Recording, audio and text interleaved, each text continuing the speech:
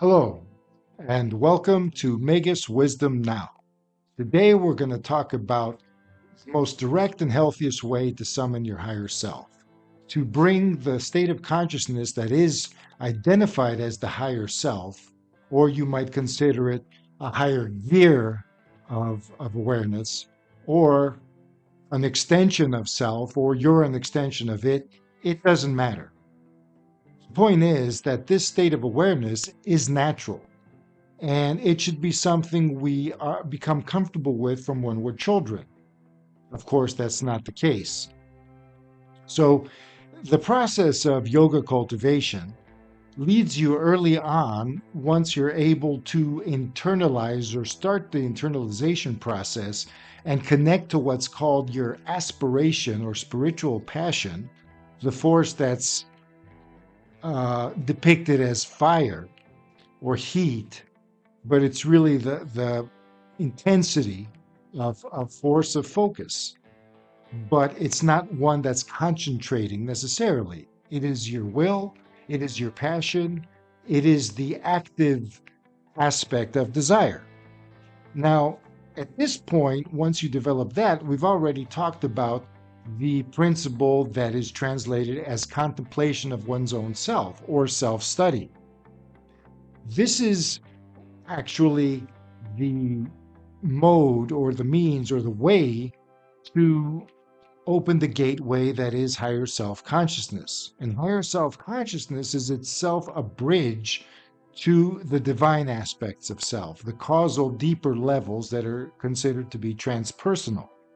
And that's a whole other process. This process is actually an active intention. And the simplest way to deal with it is through a process of disentanglement from misunderstanding. So the mind, that is the carrier of these dynamics, that is the vehicle itself of consciousness, will be able to structure itself in a way that's accommodating. And so we can sustain it as a mode of the body mind and not something foreign or something that's so divorced from our normal individuated process that it doesn't make sense to us, or we have to be in an extreme altered state of awareness, or we have to condition the subconscious into some ritual pattern that amounts to inviting this state in. And also, if we do not do this with the proper motivation and with the proper discernment, we can actually be bringing in thought forms or patterns of awareness that are not healthy. Some people will experience the inspiration that comes with connecting to the higher self, but this will be expressed as something other than that. Or it might actually be an alienated form that pretends to be them, but soon becomes almost tyrannical or creates obsession. All of these things can be explained psychologically because you're hyper stimulating the nervous system, but at the same time, it's a tendency we all have. And so, in order to do this in a healthy manner, to ensure that you are actually connected to your own higher self and that the changes it brings are natural to how you do focus, you need to disentangle certain concepts. So the consciousness that embraces our sense of the world as well as self is turned into itself in this mode. Because the Sanskrit word that is translated into self-study is one's own brought-in consciousness, which means it's deliberate.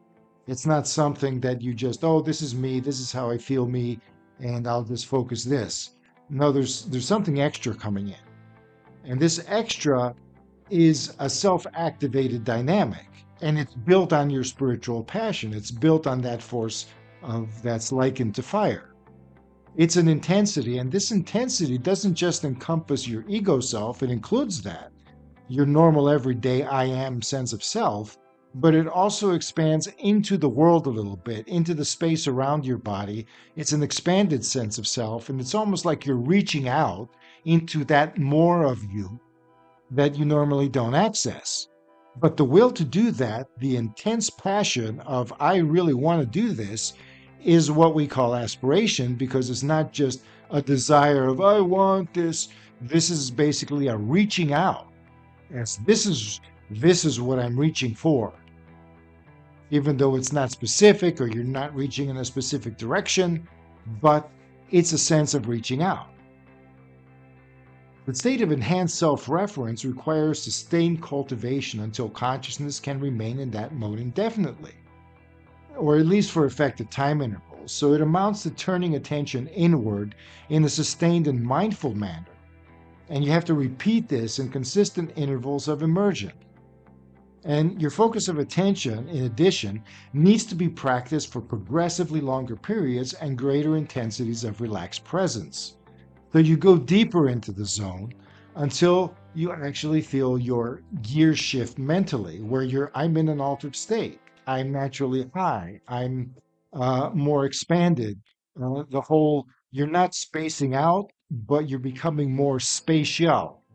Not special, but spatial. So space is becoming, it's almost like you're experiencing a phantom body around your physical body, but it's really just the space itself. And it extends indefinitely. So you're drawing this into yourself as you. And that's why in Sanskrit, they call it the way you activate the tutelary deity, the experience of your beloved deity, the one that you're most aligned with. And this can also, the higher self can have these qualities. It's basically your own individuality made larger and idealized. And also in a pure state, because this isn't an extension of the ego. This isn't like an evil that cannot be flawed. However, it is still an extension of individuality. And you can, not easily, but eventually, the idea is to be able to walk in the world in a natural state that includes this expanded awareness and your normal awareness. And the brain can be wired to do this. And the easiest way to do it, and when I say easiest, I don't mean the one with the least effort, but ultimately it is in the long run, but the one that requires the least amount of woo-woo and craziness, the one that can actually incorporate your mind and your emotions and whatever you experience day to day. So in order to do this, you need to be able to make a distinction in your being. And the distinction is between the principle of desire, the negative or afflictive principle and distortion of obsession, and the principle of aspiration, which has a special relationship with desire and a whole different relationship with obsession. Now, desire is an inner suction. It's a sense of, you almost feel like your abdomen is sucking in, or it's all of those feelings of wanting. And when you're not satisfied, when those wants are not satisfied, it creates a dissonant effect. But the dissonance is one almost like a hollow feeling. So I'm expressing this in terms of what you might call somatic or physiological consciousness. The point is that desire is natural. So it's not something to be feared or something to be looked at with suspicion or something that needs to be repressed or even altered. Desire, however, can be afflicted by the active forces of the psyche. And like I said, among these three, obsession is an active force. It's not passive. It essentially forces itself on you. You have to follow it or it hurts, or you feel discomfort or cognitive dissonance. Aspiration is the other side of that. It's not polarized. It's almost like obsession contradicts aspiration, because aspiration is like a dream that you're reaching toward. So aspiration is an ideal, but it's an ideal that has a special intimate relationship with desire, because even though desire can be fooled because of and through subconscious effects like embedded trauma, it's almost like you're being threatened by the obsession that you have to do what it says. Otherwise, your desire nature, the inner substantial nature of you, your emotional nature, where you feel vulnerable, is going to be hurt through an external event or even just your own psyche as it is. Aspiration doesn't make demands. It's just your natural, wow, my dream is this. And we're not talking just about material dreams, but the deepest dream we have is to be ourselves. Because when we are ourselves, it's a psychological integration. And not only when we are ourselves, we're not just the ego persona as we know ourselves, unbounded by whatever inhibits you, like morality. So fulfilling obsessions that control desires and having the alleged freedom to do that is not what inner liberation and wholeness is about. That's not freedom.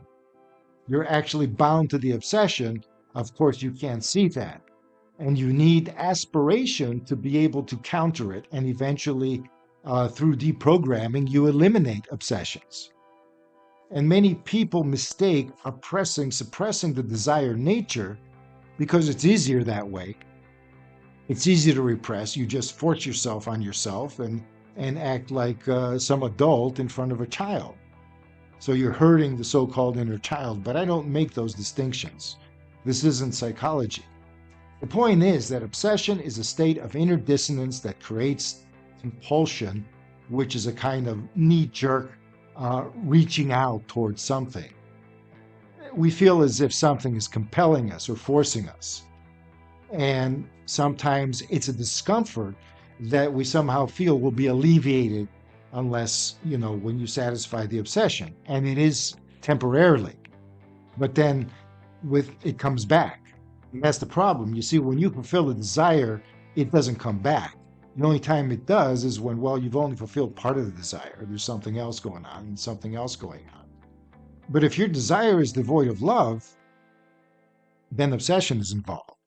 Because if something involves hatred, especially, or even if it's something that is an obsession that you want, but you're completely indifferent to things around you, you don't care. Caring isn't involved in this. For example, like intellectual desires that pose as aspirations, but they're obsessions. So we obsess over one thing, then another thing, then another thing. And this is where the Buddha said you must eliminate desire. No, you must eliminate obsession. Somehow the two got confused, and especially for the Western mind. So it's how the mind was conditioned. It's how all of the primordial fears play upon it, and desire is then conflated with obsession, and the two of them are entangled. Now, fulfillment is a word that accurately describes what desires are supposed to do. They literally have the inner space of vacuum the desire creates filled with whatever the desire seeks to magnetize into experience. So it's almost like the desire, consider it like a clay, like they say in Kabbalah, bohu and tohu, which is void and amorphous and no specific form. So this is the substance that when it is filled with a pattern of light, for example, or consciousness or spirit, a pathway of movement and vibrating and acting, this pattern essentially fulfills the desire because the desire just vibrates accordingly, and that's it. The circle closes. And then the energy that comes in is perpetually empowering it toward what we could call life. So all fulfillment is pro-life. You don't get fulfilled by somehow compromising life. So fulfillment of desire is not the same as satisfying or temporarily pacifying an addiction, for example, and an addiction is a physical level obsession. The body has adapted to something that is, if it doesn't keep fulfilling the addiction, which creates a temporary state of nullifying the toxic state that the body's in, then, you're going to feel bad. And withdrawal symptoms are not pleasant. So obsession is an imposition upon the psyche that distorts the messages of desire in a way that superficially fills gaps in our being. And these really need something very different to come into a healthy and empowered state. There are spiritual or esoteric paths that promote doing away with desire, lock, stock, and barrel. And these usually make a distinction between spiritual desire and carnal desire. So it's okay to have the fire passion towards spirit if it takes you away from your terrestrial self. So something is demonized that perhaps may not need to be demonized, and the whole state of repression that occurs in religious and spiritual paths that promote this kind of oppression of desire that often demonize nature, they demonize the body, they demonize the primordial goddess. They consider the feminine as a scary thing, whether they're men or women. And sometimes the women who hate the feminine will hide behind it, whereas they're the ones pointing at the fingers, where innocent women are burned at the stake, for example, as was a tradition once, once upon a time, and hopefully it's not this time. The truth is that desire is a natural mode of being that covers the spectrum from the most abstract state of consciousness to the most physical manifestations of our being. So you can't really differentiate. You can differentiate, but you consider the spiritual desire of the same spectrum as carnal desire. And you're supposed to expand through the whole spectrum. So carnal desire, when it's exaggerated and entangled with obsessions, not only is it not satisfying, it is creating more and more discomfort at the expense of your innermost being. Not just spiritual desire to expand and deepen consciousness, but the desire of the heart. The heart is supposed to balance the upper and lower being. It's basically where our presence is the most natural. And it's a state not just of balance, but of empowering both aspects so they can merge themselves. They can come into synthesis. You can have your higher mind and your carnal mind come into a form of synthesis where you're actually tapping into deeper levels of possibility for yourself, and also healthier ones, and a healthier body, because you're reinforcing what the body can do with these higher states that are natural to it. It's craving this kind of thing. And at the same time, your higher self isn't some floaty, woo-woo, spaced out state. It's down to earth, it's coherent, it's solid, and yet it is still the higher self. So the transition that's healthy toward a higher self state is not one that should be abrupt. And that transition rides a wave of aspiration. So this is the solution. This is what disentangles desire from obsession. And your aspiration, if it's a true one, can be conflated in theory because it is too potent when applied. It can be conflated with obsession and even desire, which means you're not making a mistake and thinking your aspiration is, it actually becomes obsession, or obsession replaces it, because holding a true aspiration confronts what people call in religion a test of faith. A test of faith is really a test of your aspiration, because the deepest aspiration is to be whole in a manner that our regular paradigms of what reality is and stuff, the acceptable ones, deep down we have a sense of this kind of thing, but the acceptable paradigms don't fit, don't explain the level of aspiration that is usually conflated with religious sense or desires of a spiritual nature, or people who engage in cultivation methods seeking to connect with the transpersonal, God, goddess, but especially God in the sense of the active spirit, the consciousness aspect, the consciousness that is also mobile, because it is likened unto a breath that brings things into life. It doesn't just wake you up where your eyes open and you're a corpse looking out. You actually get up and walk, so to speak, esoterically speaking. So obsession imitates aspiration and uses that as an excuse. And the obsessions that get away with that imitation, where the individual is completely oblivious or pretends to be, are the most dangerous kinds, because they use the potentials of aspiration as an excuse for doing whatever they're doing, which is not good. The obsessed idealist is what happens when aspiration completely is taken over by obsession. So they will turn their suffering toward the object of aspiration and relate to it through following the obsession's demands. So if your aspiration is for something divine, you'll end up using the excuse of the divine connection to uh, perpetuate whatever the obsession wants, which is usually suffering. Because the obsessions usually cause either your suffering or someone else's suffering in order because they are devoid of truth. They are devoid of love, they are devoid of anything but something that is denying itself. So it's a form of self-denial and is essentially, oh, we're not whole, where obsessions usually infest those gaps between parts of ourselves that are in conflict. And it's a bad bridge.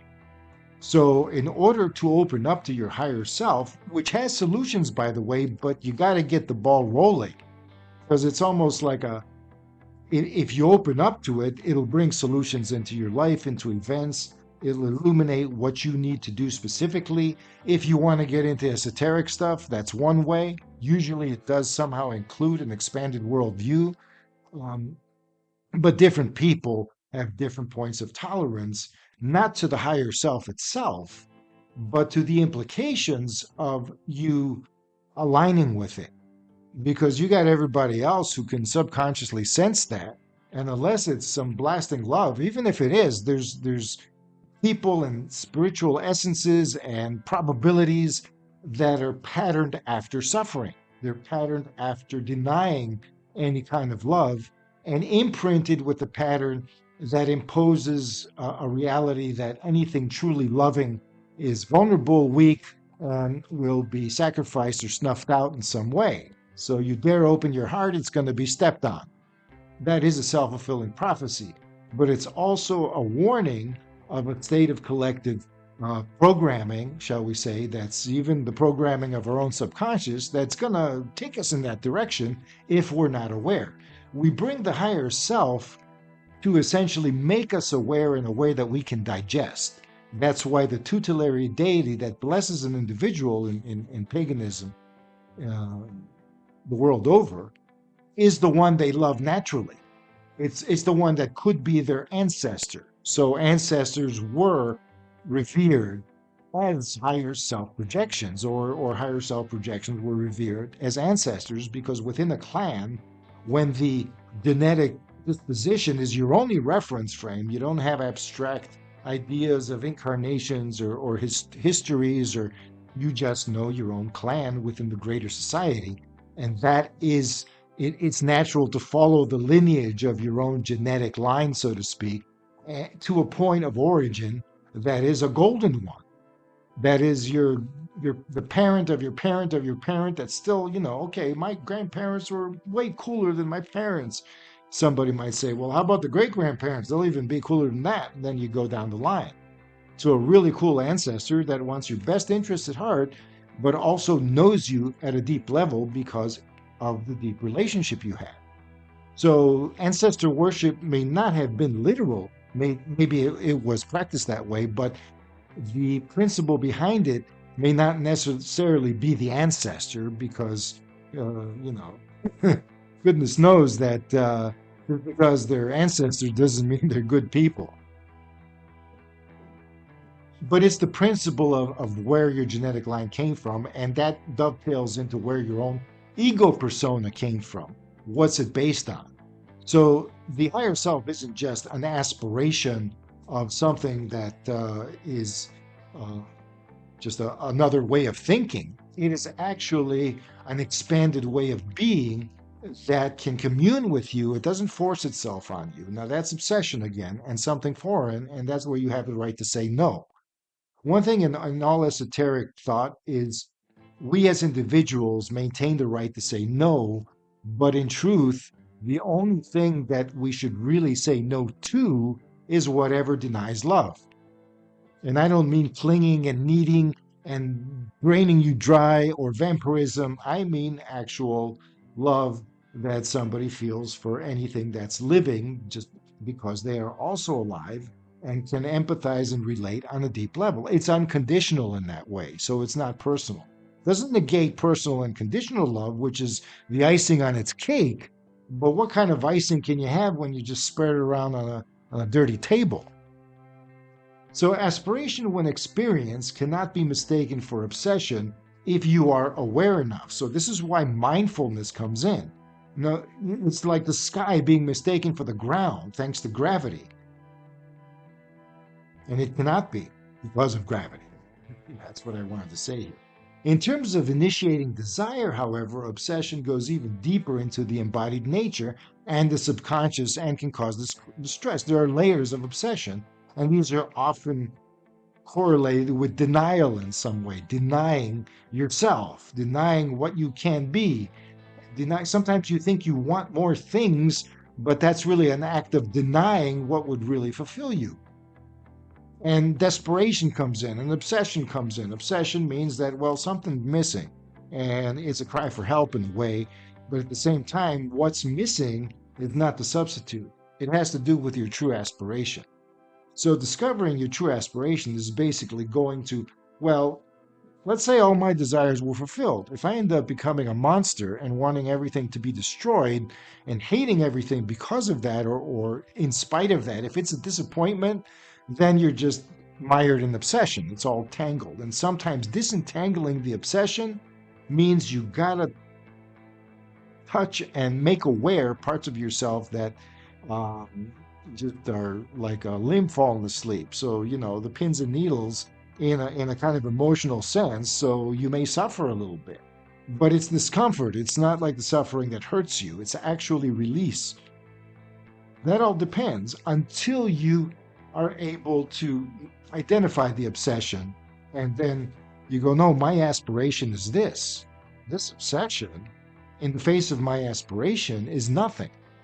And it is nothing. It's just that sometimes people think their evolution has to take them to the point of denying everything to see what's left. And no, nothing is going to be left if you deny everything.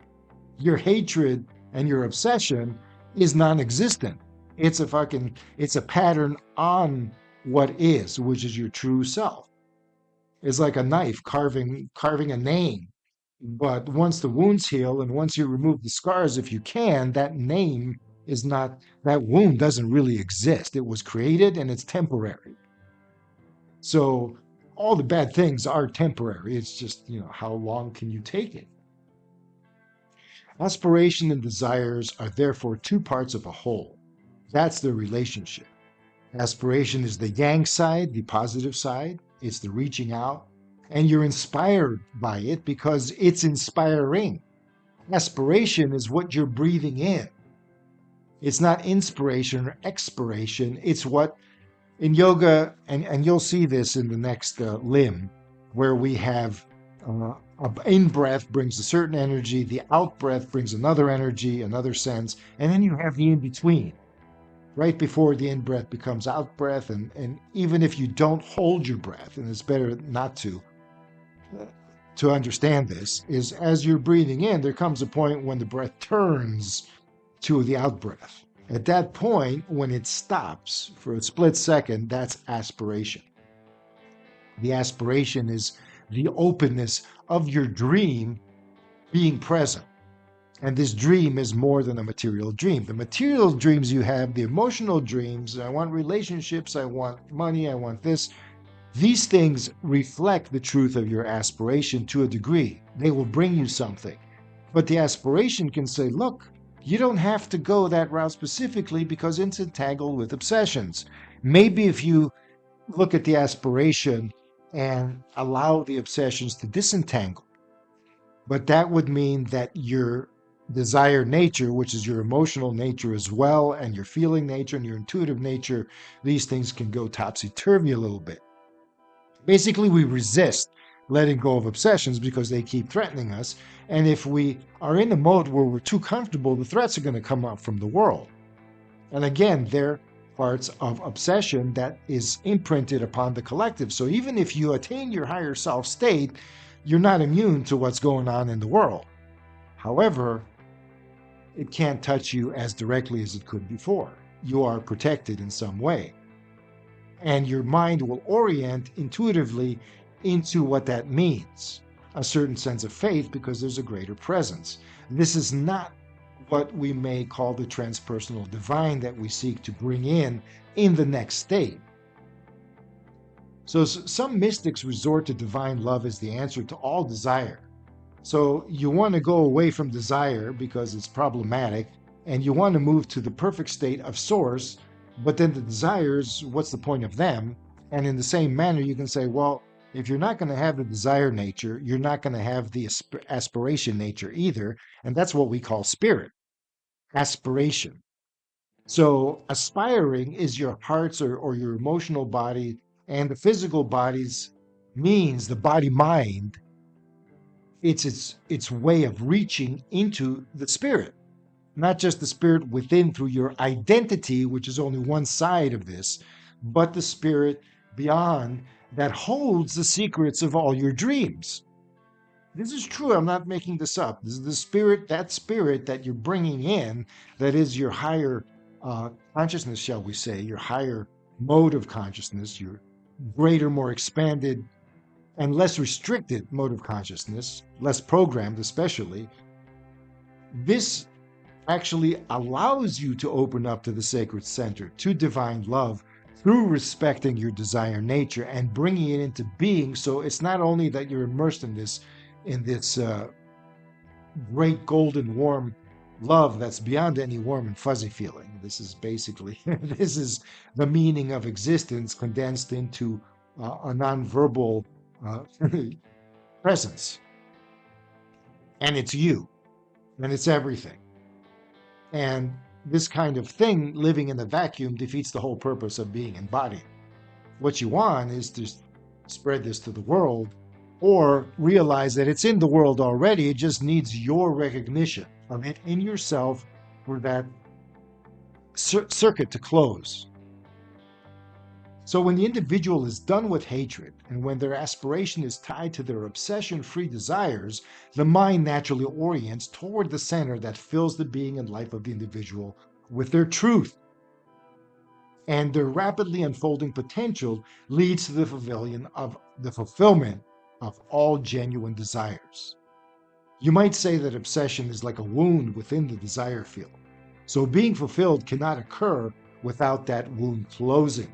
The scar tissue is our trophy. It is what we may call the shadow, because that experience of overcoming, of embodying fragmentation and healing the scar tissue generates a reference frame in the psyche for who we are. These are victory scars, which means that we are now at a point where we can open up to divine awareness and not lose ourselves. These scars remind us of what we've been through, and that we have an original, individuated aspiration that is who we are as spirit. That is the life wind, the life breath of who we are and everything we do. And this life breath comes in and creates a movement within ourselves and within our world correspondingly, because we expand beyond the body, that alters probabilities toward what the aspiration represents. And our desires magnetize the right thing.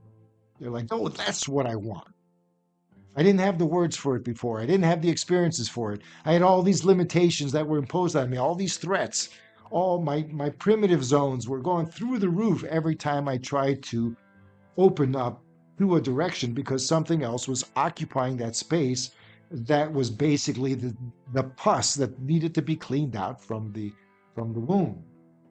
We clean out that, we disentangle ourselves from obsessions over a period of time, and we realize ultimately that this is the key. As we realize this is the key, then our transformation accelerates, because this is the key means we're experiencing a credible thing to ourselves. It doesn't matter what people say, what they think. We don't have to share this with anybody. It can be a private thing, and sometimes it should be. Sometimes the best way to engage in cultivation is in a way that nobody else can see. Not because, well, I need to go to my room or stay away and do this. Well, you can actually do it in the presence of others, to a lesser degree, of course. And that will prepare you to be able to concentrate on your own. Eventually, as you do this, And if you change, then the changes are on them or these others who may not accept you. But still, others will. The paradox is that if you want to be accepted and think that is the solution, then that's an obsession. And it's not, you can't do it without opening to your true self. Then it becomes natural. And you're too busy actualizing your aspiration to worry about how many people care about you and love you and all of this, because you're going to naturally gravitate to what people are, and their own concealed inner light will come out. You'll be an inspiration. But see, the problem when expressing these, that's why they say, oh, don't obsess over what you want to manifest and all of this, is the ego nature will say, oh, here I got a real surefire way to satisfy all these obsessions. No, they're not going to be satisfied. And at the end of the day, you're going to hurt your desire nature, which is going to come back to bite you, because it's going to say this hurts, and it's going to do that through means to get your attention that may not be pleasant. You don't want to connect to a very deep shadow collective karma when you're in that state, but a lot of people are. And so the result is really feeling a despair, whereas your higher self is calling you. And sometimes you bring yourself into a crisis to get out of the despair. Some people have near-death experiences to get out of an impending sense, even though life was normal and nothing seemed to be wrong. From far away, there was an impending sense of this isn't right. You actually don't want to go down this road.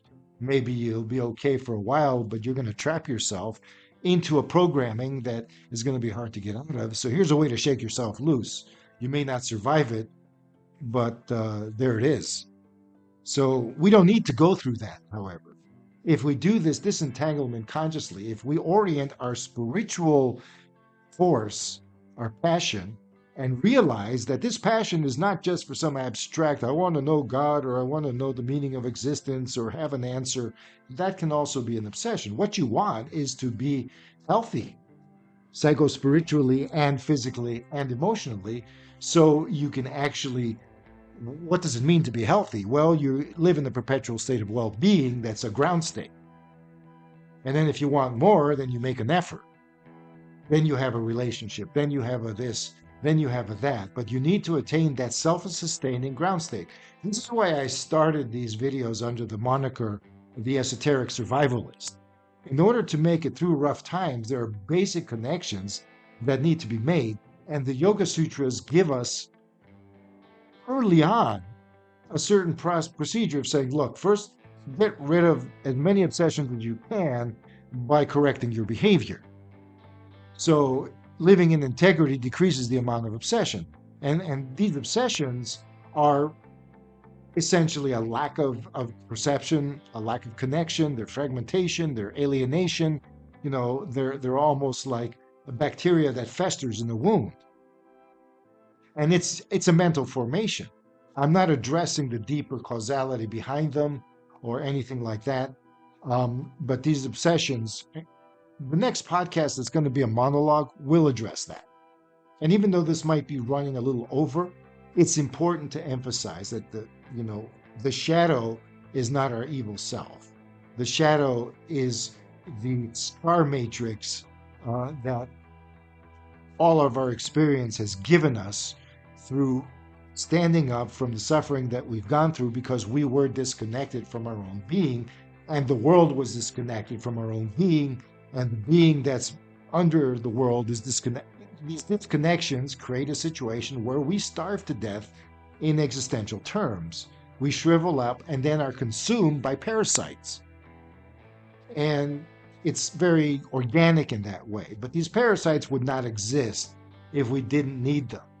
Because until we can actually open up our inner self to our greater being and take that step, and notice I'm not defining what that step is going to turn us into, we will be better for it. We will feel better for it, and we will feel more complete. It's not a matter of becoming something else. Your higher self is not somebody else.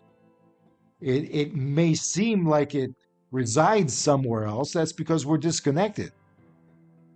that whole other resonance, the mental plane or the plane of ideals or the plane of archetypes and beyond, these are supposed to be internally referenced. So we encompass everything. We're like an onion in that sense, where the physical is just the outer shell. And then beyond that, you go into rarefied states that into the world. So it's also the inner shell. It's the membrane between the inner being of essence, that's energy, sensation, subjective awareness, all of this, and the outer being of essence, which is the perception of the same reflected through and by the world.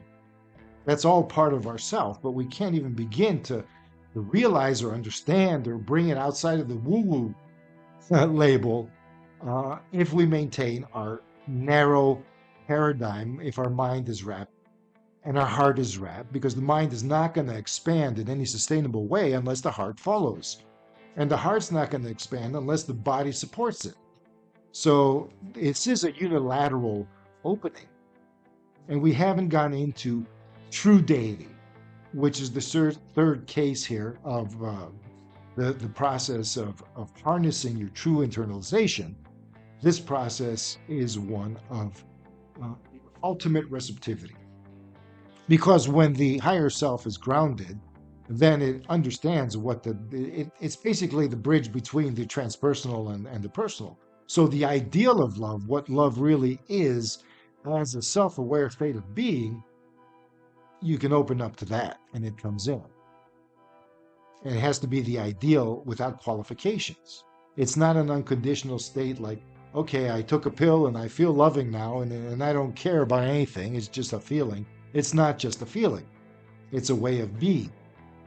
There's this, a feeling is you can sustain your way of who you are, what you are, and all that. You run through a whole gamut of feelings. When you change your way of being, you're in a whole different octave of what feelings are. This doesn't need to make you ungrounded or spaced out or too subtle. Whereas sensitization needs to happen to become aware of the subtle, but you can have your deeper instinctive, shall we say, corporeal experiences will be far more rich. They will be richer and they will be deeper and they will be more real and they will be more evolved because your consciousness will be able to preside through them. It's not going to be a knee-jerk reflex thing. And then obsessions come in and compromise the whole thing. So if you aspire to the divine or ideals such as beauty, love, and freedom as your bridge to the divine, the desired nature needs to be on board. You need to want something like I want it, that, as well as the aspiration of that's my ideal. That's what can fulfill me. And it's not a specific thing. It's often impossible to put into words, and it should be because it encompasses, you would restrict it too much, and then you end up obsessions filling the little cracks. So the higher self gives you the intelligence to be able to realize that self-cultivation is a natural thing, just like birds flying south for the winter is a natural thing, or salmon migrating up a river is a natural thing to spawn. This is our human way of following our own biological potential. Cultivation is essentially a mode of being that children would naturally go to through their games and plays if social conditioning didn't become a mask of injecting obsessions into them. And then from these obsessions, you have all kinds of trauma patternings that connect to beyond space and time to the point you can feel that you've had life after life of the same stupid trauma pattern. But this can easily be a form of clairvoyance, of being able to become aware of the possibilities that occurred in the past, probability actualizations in the past, or even events that didn't occur. You can have, I remember a life that never happened, but it could have happened, or it almost happened. See, such things is how the mind expands beyond the four-dimensional reference frame.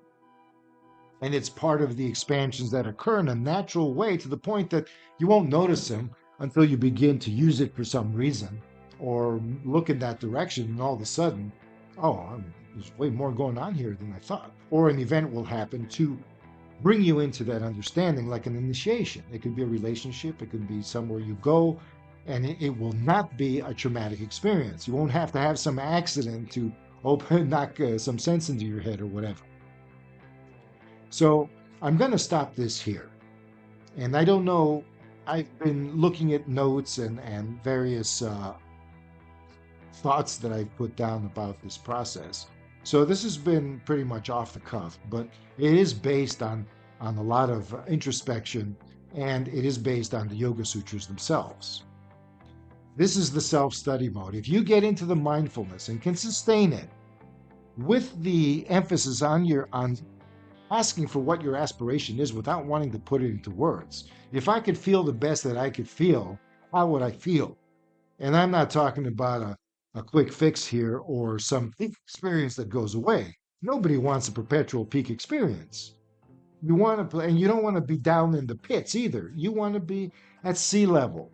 What's your natural sea level, or just above sea level, or maybe a little below? There's a point where you have a natural well-being that opens up the mind to have the courage to question your own paradigm, even if everybody else is booing you or catcalling you or bullying you or trying to, and you understand how much these people are afraid of being more than they are because the obsession, they're like parasites, okay? And it's been proven that parasites in the body will alter your mood to make you eat the foods, for example, that they want to digest, mostly sugars and carbs and things like that.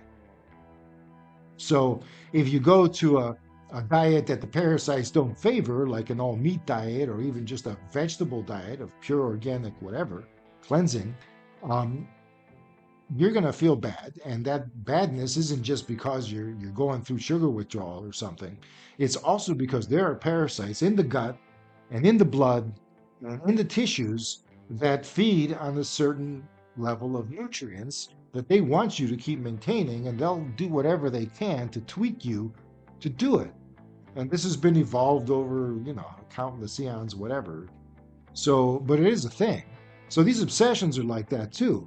Shamans could see them as evil spirits. We would say, oh, it's just a mind program or whatever. No, it's not a dead thing. It actually has a self-replicating, self-sustaining.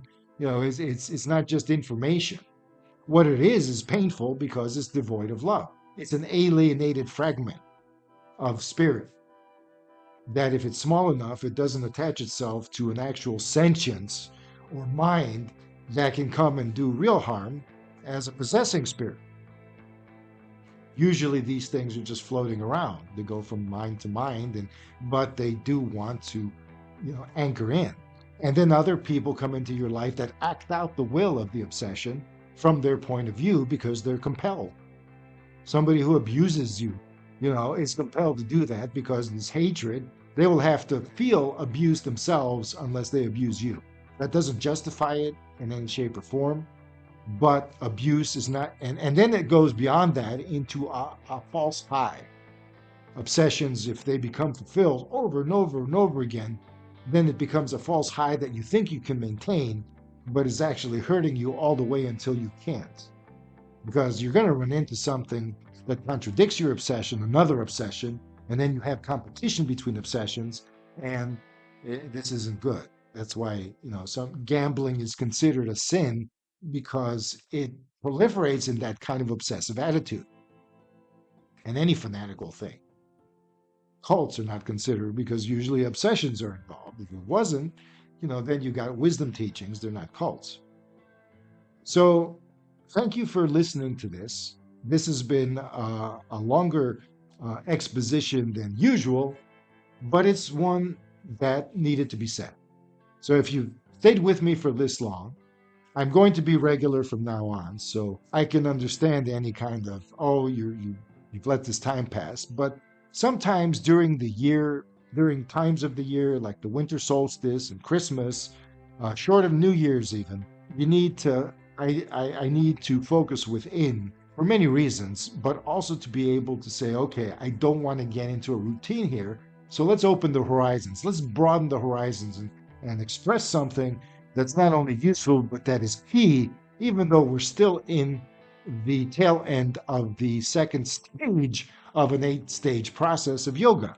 So stay tuned because it's going to get interesting from here. And if you want to hear about the, the revelations and the experiences that brought about the vision of how these things are expressed and my connection to my own so-called higher self, I'm going to do a podcast solo, partly because my guests have their own things to do and are accumulating their own experiences for future podcasts, but partly because of the period, because we're at the end of the year. And I really want to express these things because it's a vision that's come together over a long period of time. And it's a vision that can answer many questions of why we are suffering in the first place. And it's purely mystical. I'm going to keep religion out of it, but it's not going to be a mechanical, dead process here. It's living. So if you want to check out my next podcast at Megas Talks, either on acgeorge.substack.com or here on YouTube, that's coming almost immediately. So thank you once again for bearing with me. And thank you if you're able to understand this. And if you're not, it's okay to review it, to go back and look at it, because you won't be sorry. I say that from the bottom of my heart. So I wish you a very good new year. And if it hasn't been good so far, may it get better to the point that you are satisfied that it's getting better and can take it from there. And we'll see you on the next one. Megas out.